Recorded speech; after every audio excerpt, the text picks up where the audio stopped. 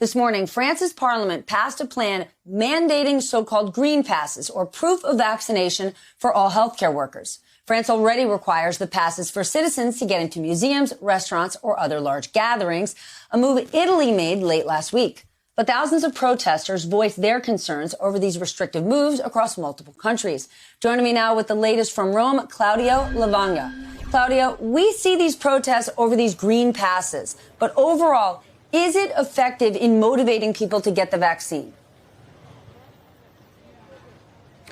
Well, Stephanie, well, it really looks like it does. It is very effective, especially if you look at the experiences here in Italy and in France. In France, when President Macron a couple of weeks ago announced the new measures, restrictive measures for people who are not vaccinated, and they will not be allowed to go inside indoor places or indoor public places, well, there was a massive boost to the vaccination campaign with 3.7 million new requests for vaccination in the week after the announcement. The same thing happened here in Italy when Mario Draghi, the Prime Minister here last week, announced that similar measures will be implemented here in Italy starting from August the 6th, so in a couple of weeks from now. There was another boost in the vaccination campaign here in Italy. As much as 200% more requests for vaccinations came along, especially in the age group especially among the youth. So it seems to be really effective, Stephanie.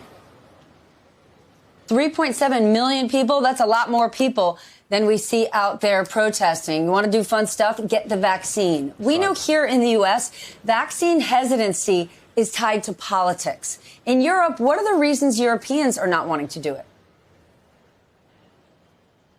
Well, the vast majority of people, I must say, that here in Europe and especially in Italy are in favor of both the vaccine and the green pass. And the latest survey that we have here in Italy, for instance, is that only 11% are so-called no-vax, those who will refuse the vaccination in the first place, and therefore they are against the green pass. Well, we spoke to some people this morning, and most of them do kind of reflect these stats. Most of them were in favor.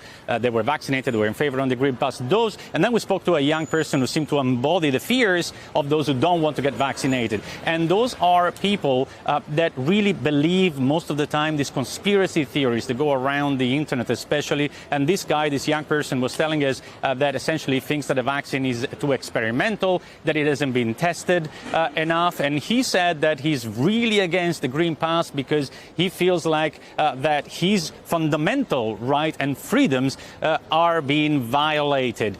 So essentially, these seem to be the reasons behind these people, the thousands of people that have demonstrated and thousands of people that still refuse, nevertheless, to be vaccinated, Stephanie.